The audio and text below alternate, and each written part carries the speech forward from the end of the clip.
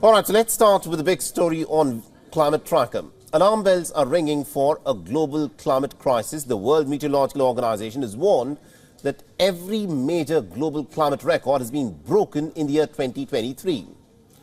The Global Climate Report has further said that the Earth's average temperature has now hit the highest levels since 174 years, that is, since the records have been kept. Scientists have warned that 2024 could actually be way worse.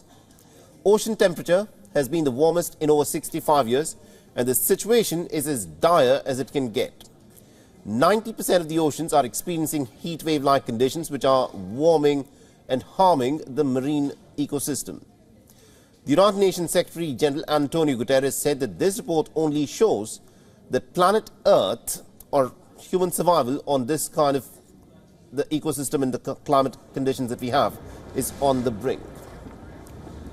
Earth is issuing a distress call. The latest State of the Global Climate Report shows a planet on the brink. Fossil fuel pollution is sending climate chaos off the charts. Sirens are blaring across all major indicators. Last year saw record heat, record sea levels, and record ocean surface temperatures. Glaciers likely lost more ice than ever before. Some records are just chart-topping, they are chart-busting, and changes are speeding up.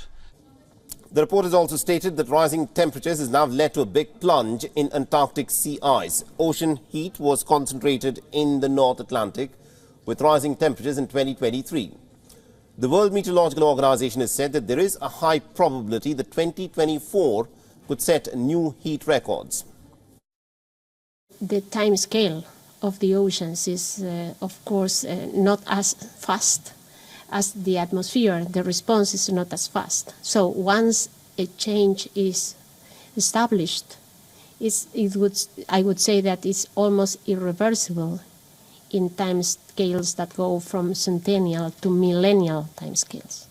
So the trend is really very worrying, and that is because of the characteristics of water, that they keep the heat content for more time than the atmosphere.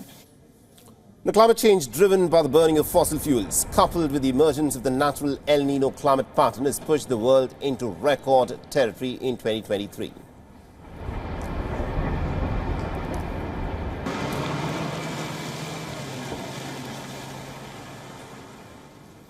A pristine treasure of United Kingdom's natural heritage is now under siege.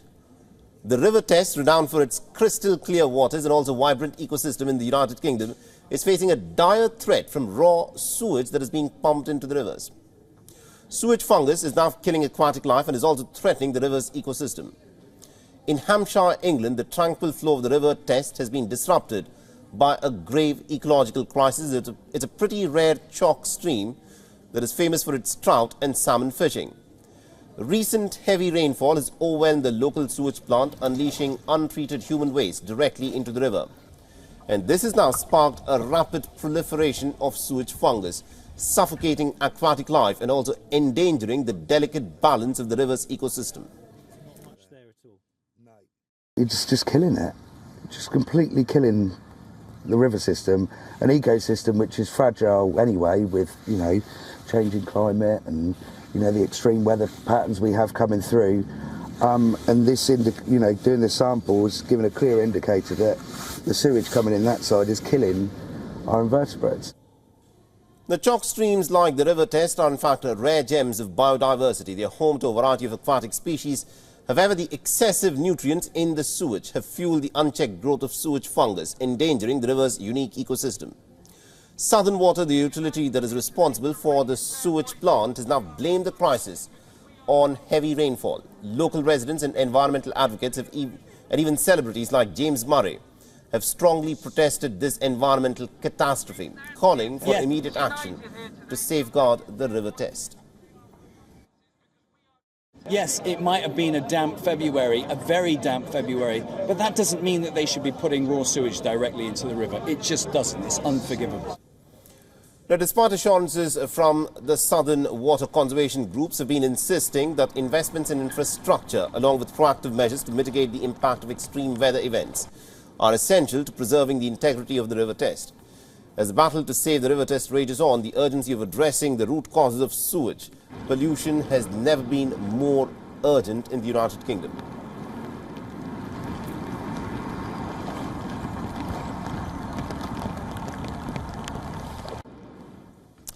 Flash floods caused by heavy rainfall have wreaked havoc in the Iraqi city of Dohuk.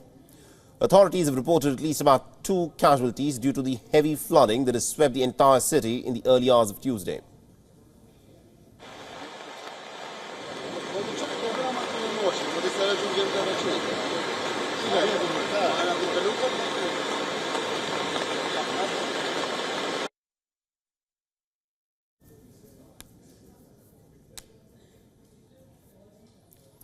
According to the Provincial Civil Defence Service, the 2 victims were in fact washed away by floodwaters while they were stuck in their vehicle.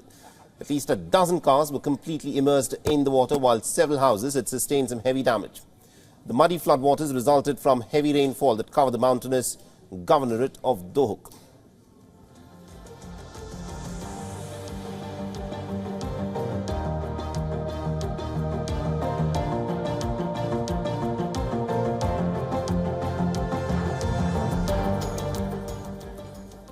Let's now give you some updates from Antarctica, where the British scientists have just returned from a groundbreaking expedition. But this isn't your typical research voyage. These scientists have in fact enlisted the help of some unexpected allies in their quest to unlock the secrets of the Southern Ocean. And our next report exposes to how seals are becoming the unsung heroes of climate research in one of the planet's most remote and enigmatic regions. Take a look. A team of British scientists returned from the expedition in the southern ocean of Antarctica. Their mission was to uncover the secrets of carbon storage in the ocean. You may ask why? Well, it is crucial for shaping international climate change policy. The expedition was led by the University of East Anglia and the Plymouth Marine Laboratory. And these scientists embarked on an extraordinary journey, enlisting the seals living there. By attaching tiny tags to the head of these seals, the researchers were able to track crucial data. This as the seals dove into the ocean depths, providing unprecedented insights into water salinity and chlorophyll levels. UEA expedition leader Karen Hayward explains the significance of this unconventional approach. And every time the seal does a dive, they tend to go down to the seabed to eat. So every time they go down, our little tag records the data. And then when the seal climbs out of the water and lies on an ice floe, the data get transmitted back to us. So for us, it's absolutely amazing because we get observations in the winter all throughout the water column. However, the team did not stop here. They went on to deploy cutting-edge technology to explore the sea further.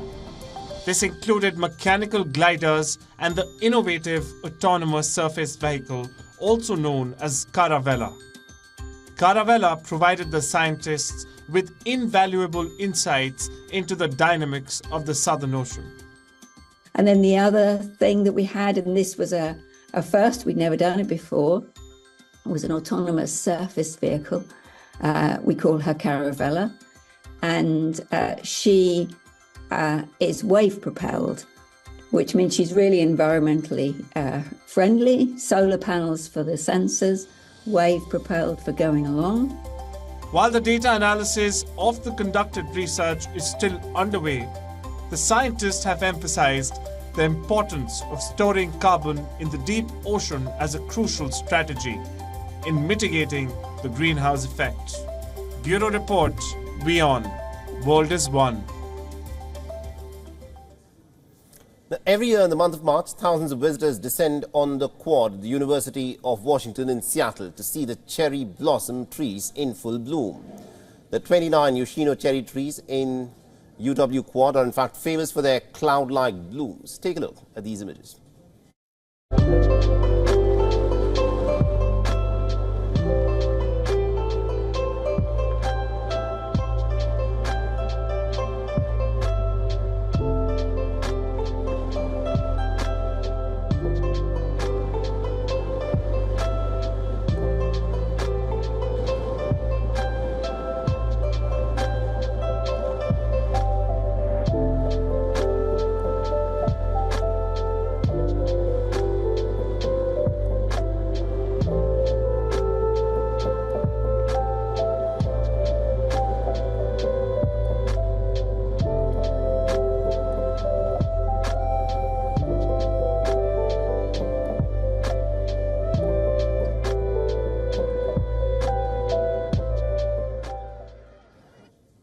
Well, that's all the time we have in this segment of WION Climate Tracker. But up next, we'll be taking a look as to what is happening in the Russia-Ukraine war. Stay tuned.